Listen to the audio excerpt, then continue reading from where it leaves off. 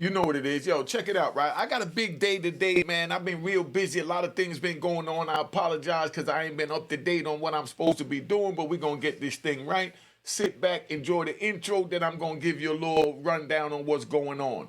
All right, let's get this thing popping.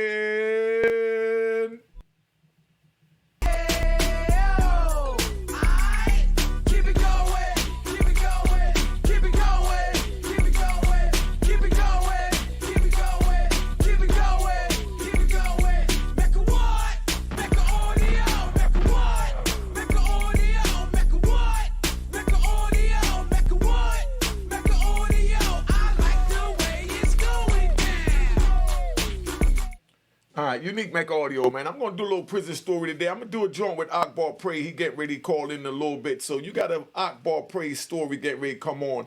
I'm going to have Akbar speak directly to you because we got some good news to give you about, one of the men that came from the struggle with us, so you understand.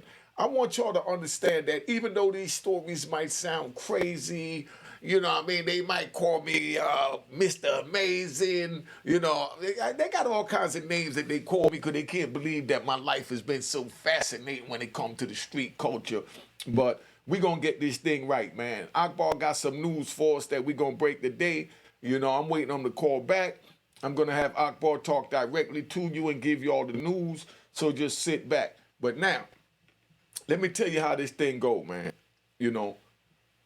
We did a lot of things when we was younger, the same as y'all are younger right now. But here it is, 30 years later. Akbar been locked up 30 years, right? This was about Akbar Pray. He been locked up 30 years. Matter of fact, 36 years Akbar's been locked up, right?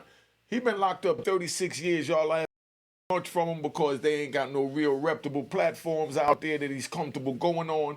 So, he reached out and he want to tell a story, or two to you and give y'all, the good news and the update on his case. So big shout out to Newark and a round of applause to Newark and Akbar Pray. Or should I say Akbar Pray and Newark? However you want to say it, because you got the rat bastards that always look for something to say. Round of applause.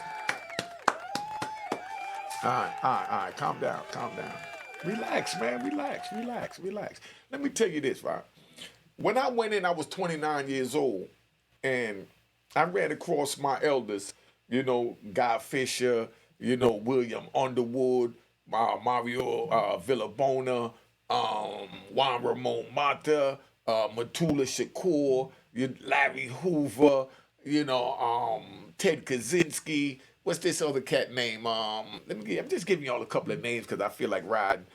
Ted Kaczynski. We had what's the kid of Oklahoma bomber? Timothy McVeigh. I'm gonna do something on Timothy McVeigh for you too. Woody Harrelson's father. He allegedly killed the judge. He wound up dying in ADX because they sentenced him to ADX, and that's where I had the pleasure of meeting him. So just a lot of things that go on that y'all have to understand. But I want the youngest to know that none of that is to glamorize. It cost me 26 years of my life in federal prison for living the life that I live and to have these stories that I have. I just figured out a way to flip it, whip it, and shake it around and make it what it is, So I can't complain about too much. All I can do is sit back and enjoy my freedom. Now, I'm driving down the street, right? I feel like riding. I'm riding down the street, and it's a tractor trailer turned over. So we all get out the cars, everybody, and we walking up and we asking what's going on, and they telling us, it's going to be about 4 hours, tractor trailer turned over. We got to come in, turn the tractor trailer over. We got to do this and that. And I go back to the car and I tell the homies in the car, I say, yeah, it's going to be a 4 hour, wait for this traffic jam because they got to, overturn this truck. Everybody panicking. Everybody, oh man, 4 hours.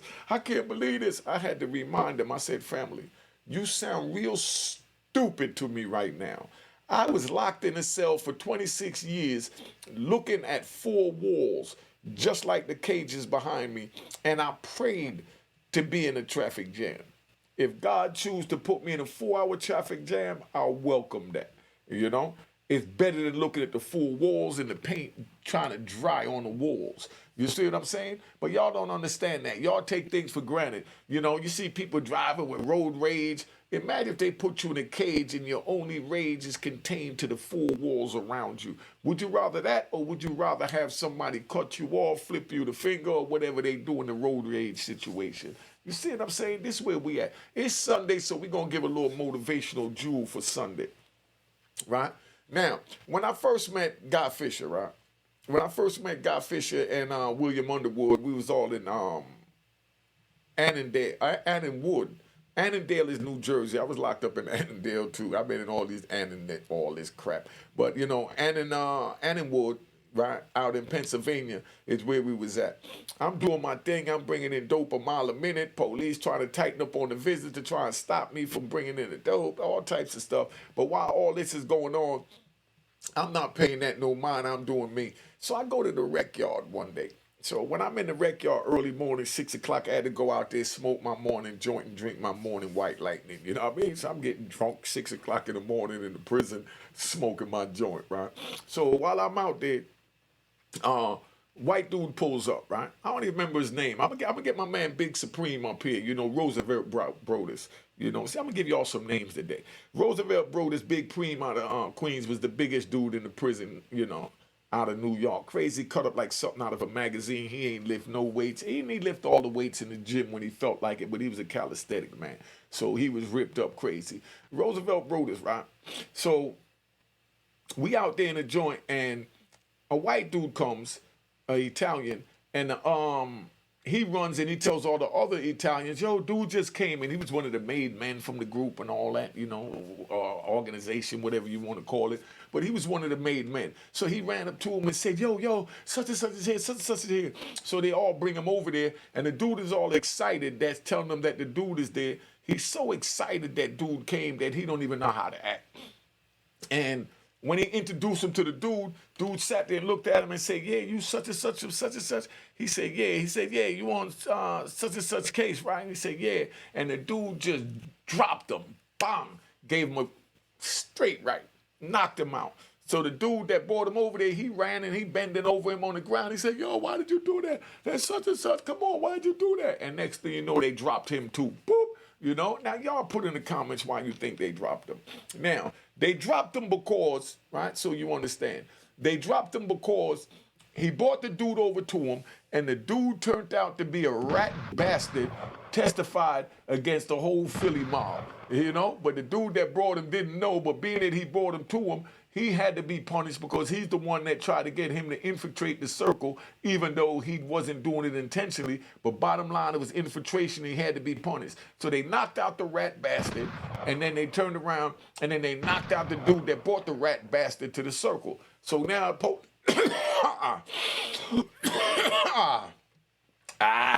choking off that good, you know, runts. Excuse me. So now, you know, knocked out the rat bastard and all that. So now they in a joint and everything going crazy. The police come out there. They hit what they call the deuces. The police come out, pick dude up, you know what I mean, put him on a stretcher, take him up to the medical, and then we go back in the weight room. So we're in the weight room and Underwood and them is in there. And, you know, they elder men already been down over a decade. Because this is like this is like 2000, this is like 99, 2000. So now they sitting there and I hear Underwood saying, man, these young niggas come in here, man, this new crack generation babies. That's what they call me, a crack generation baby, you know what I mean? But I ain't taking it personal, you know what it is. Because, you know, they from the Heron era. You're like, man, these new crack generation babies, they come in here, they bringing all this drugs in here. We can't even enjoy our families on a visit, da-da-da-da.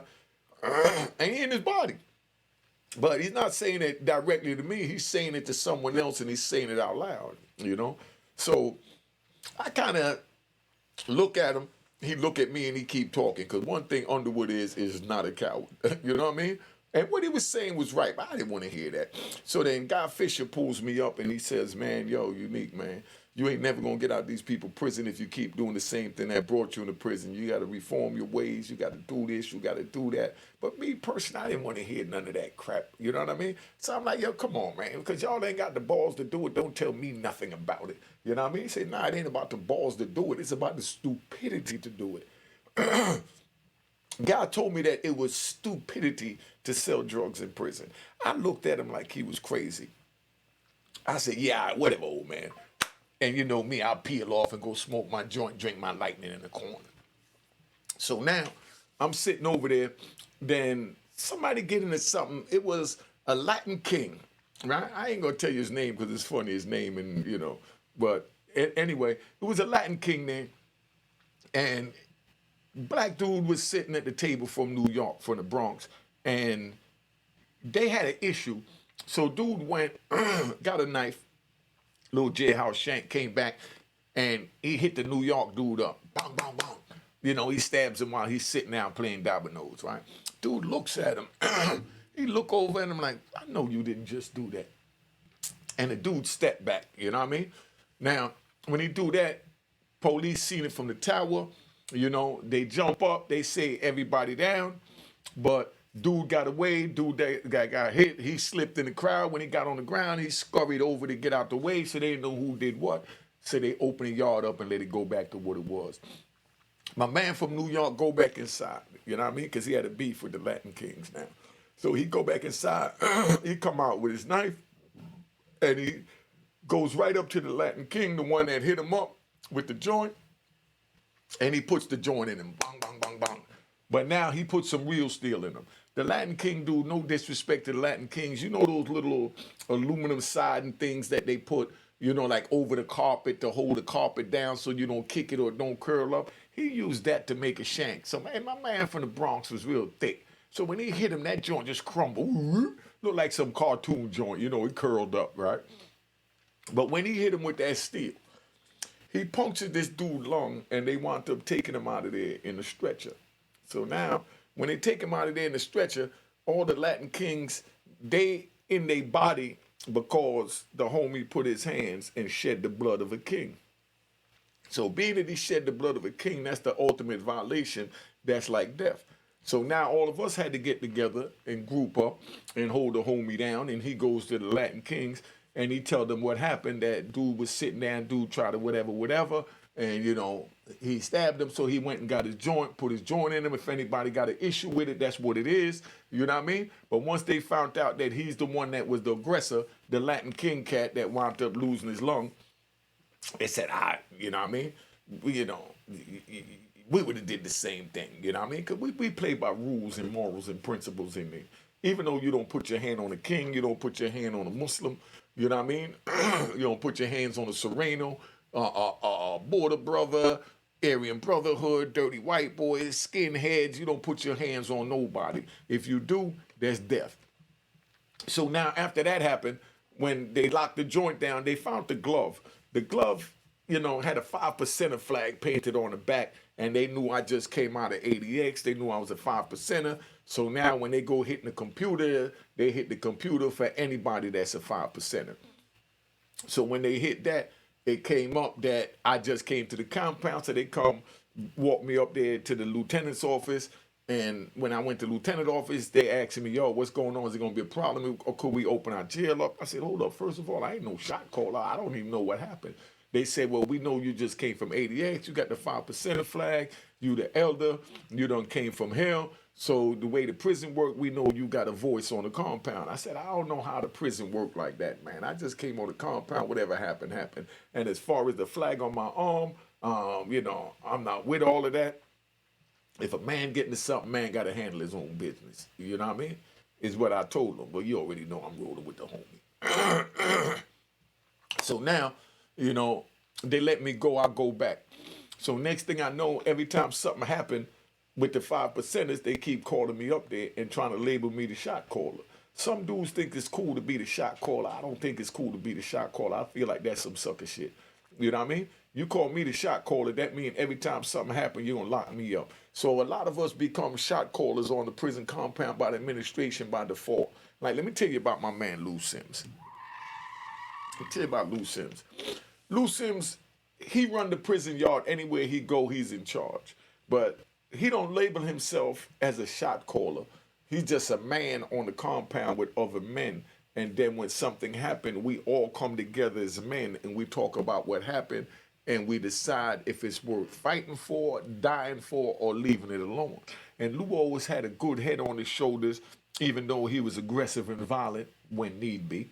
Let's say that, you know. But Lou always just kept it 100% real, man. So everywhere I went, I wasn't blessed to be on the prison yard with Lou. But I got plenty of kites and plenty of messages that came from other dudes that was on the compound with Lou.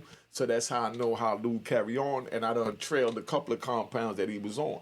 Like when he was out in Atwater. Not Atwater, Victorville. When he was out in Victorville. When he was out in Victorville, we all the way out west, right? And when you go in there, they got like a bank of TVs. They got like 10 TVs going around, 5 on the bottom and 5 on the top. Each TV is assigned to a different gang, group, or geographical location. So you got the Blood TV, the Crip TV, you got the Serrano TV, the Border Brother TV, the AB TV, the Independent White Boy TV. The administration give everybody a TV. You know what I mean? Because that's the pacifier. You know how you baby cry, you put a little, pacifier in his mouth.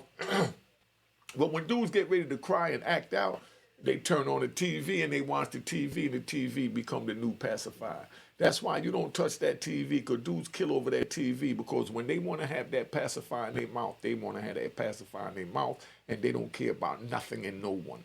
You understand? So you go touch, let me ride and tell you about Raybrook. I just feel like riding for this Sunday. We in Raybrook, right?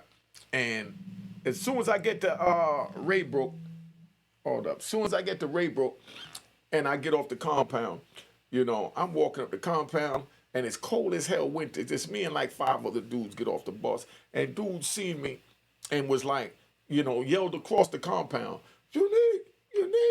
And I'm looking around like, dude, I ain't even been here 30 seconds. Who the hell could this be? It was somebody that knew me from the street that haven't even saw me from the street. And this is all the way in like 2007, and I was locked up from 93, And this dude recognized me. Man, how you recognize me? He said, man, Unique, you got that distinctive walk. You know how you walk with your shoulders back and your head and you got that bop. And I'm looking at him and I'm like, damn. I never noticed that, But anyway, I go in the unit team office and I had lost my phone in the joint I was coming from. But when I went in there, the way they got in the FCI, the units is next to each other just like the prison, but in the FCI, they leave the middle doors open so you can walk back and forth to both units. So I went over here to the to Niagara A to go see my man Team, Team from 112th Street. So I go see my man Team, and when I go see Team telling me, don't mind that noise, Team telling me, yo, such and such want to talk to you. So I go in the phone room and I go make a phone call. And my pack number didn't go through because they give you a 5-digit pack number. I forgot what my number was. I can't believe it. That's the only number I forgot over all these years. But they give you a pack number. You dial a pack number that shows that you're on the phone, and then your 30 numbers they give you on the list. That's also, hooked up in the pack number. So when I dialed my pack number, it didn't go through. So, I figured maybe because I'm on the other side. So, Niagara A side when I live in Niagara B. So I walk back over to Niagara B and I go dial my number again. When I dial the number, it's saying this call cannot be made from this call, or blocked by the federal institution. So I figured maybe the call wasn't on, right? So I go in there and I go see the counselor and I said, yo, I tried to use the phone and it wouldn't go through. And he said, yeah, you try to use the phone on Niagara A, you ain't supposed to be on Niagara A, you on Niagara B, so next time we do that, you get locked up. I said, yo, the door's open. What difference does it make what side I use the phone on? So he said, oh, you one of them smart ones. That's what he called me, one of them smart ones. I said, nah, ain't no smart one. It's just common sense. If there's a phone there, the door's open, I'm going to use the phone. He said, well, you get a shot for that. That's why you already lost your phone. So I can see now, this is what he told me. He said, I can see now, you're not going to make it on this compound. I can see them walking you across the compound with your hands behind your back, up over your head like this, handcuffed. This is what he's telling me, right? So I looked at him. I said, yo, what do you think I care about you, your handcuffs, and walking across your compound? You know, he said, man, get out my office. I said, first of all, you asked me to get out. You don't tell me to get out. And they not used to nobody talking to them like this, because we're in what they call a Federal Correctional Institute. That's a FCI. That's a medium security prison where everybody's calmer, and that's why they made it from the pen. But I was just coming from the pen over there, so I still had the penitentiary aggression, you know. So he told me, man, get out. I said, nah, I ain't going nowhere. And I sat back in the chair and gave him one of my Harlem looks, you know. So now he calls, you know, the deuces, and all the police come running in there. Got like 15 big ass police around me, and they telling me, get up. You know me, I said, I'm human. I ain't no tough guy. I'm just a man. So I looked at him. I said, damn, and I'm sizing them up. I'm like, damn, I can't whoop these man, you know. So, you know, I got up. You know what I mean? So I got up, they walked me out the office, and they talked to me. They said, look, man, this is not the penitentiary. I'm letting you know now. You got to slow down. You can't move like that. When they talk to you, you got to listen. I said, yo, but that man told me get out his office like I was a biatch or a dog or something.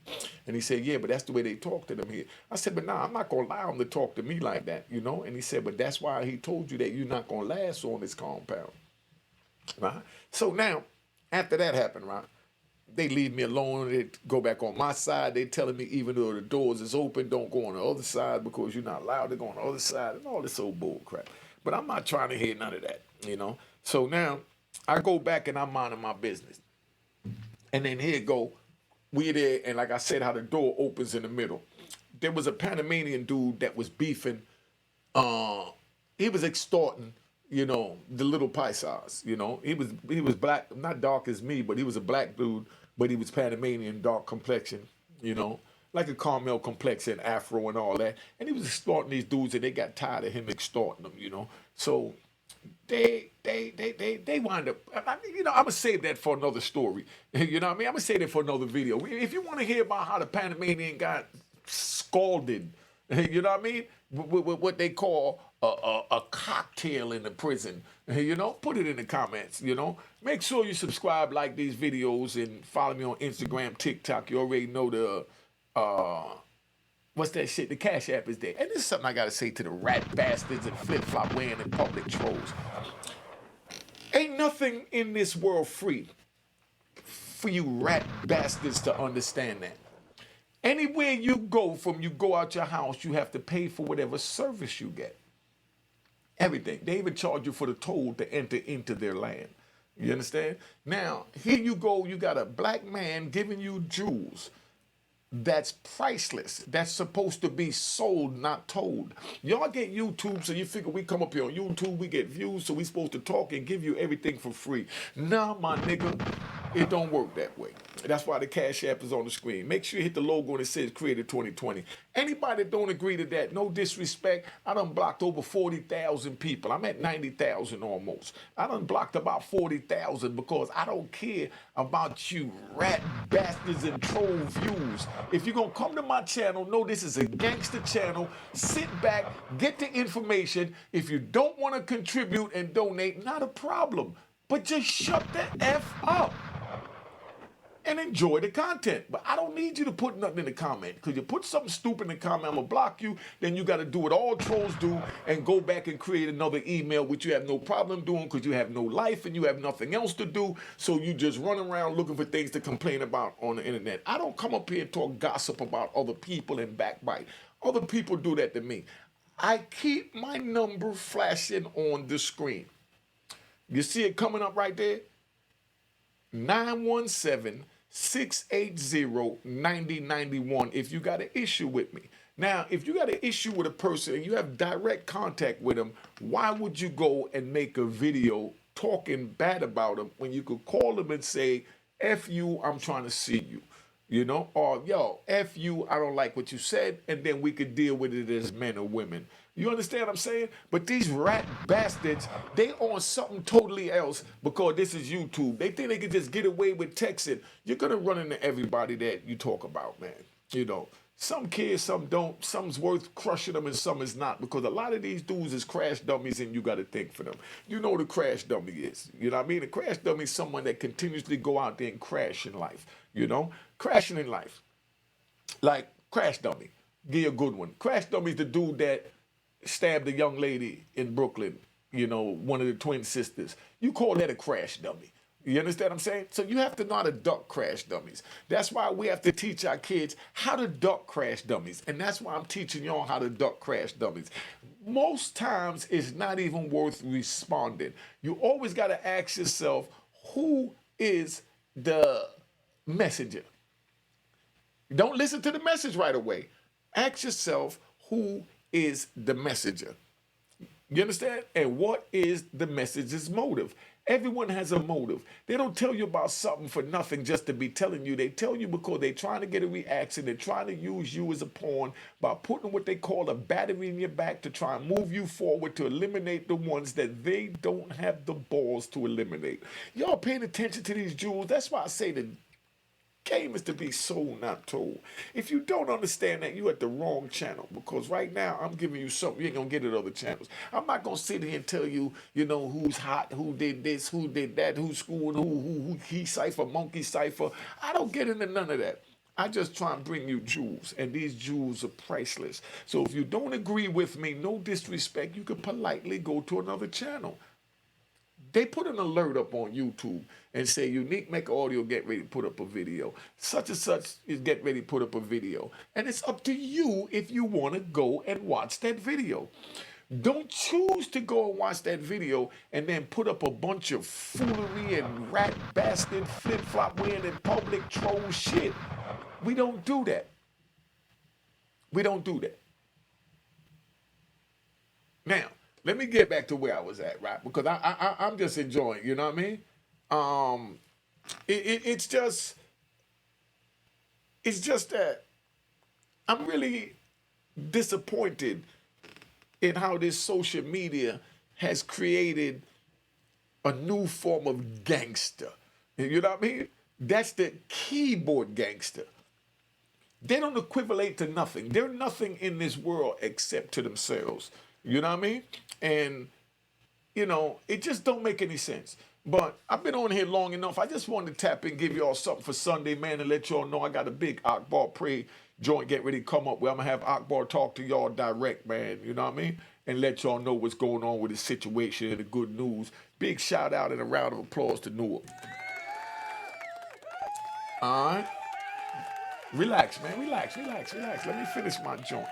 All right? Now, so I'm going to give you all the outro. Cop the book of Roy in Harlem. Look for the video, you know what I mean, coming up real soon. And know that Unique Mecca Audio in the house. All right?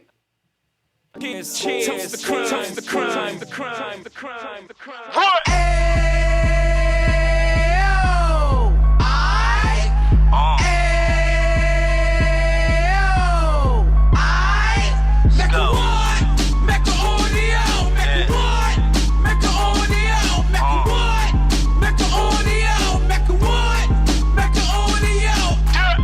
Fresh out the can of 26, yeah. Heat back on the strip, getting back in the mix. Yeah. What he mentions a gift. You stand up 10 toes down, and I suggest you pay attention to this.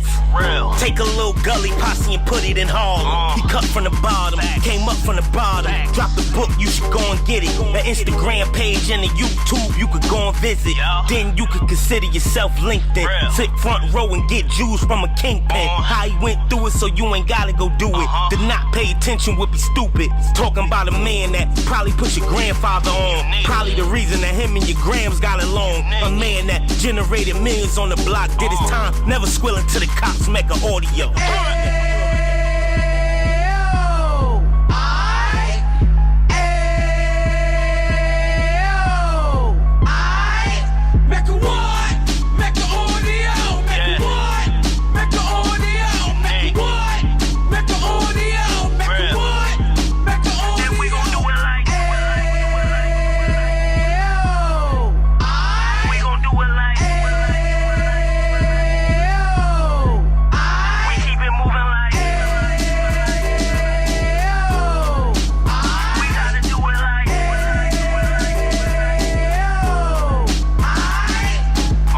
Get it live like 2 G's in the 90s. Drop top beamer so shiny.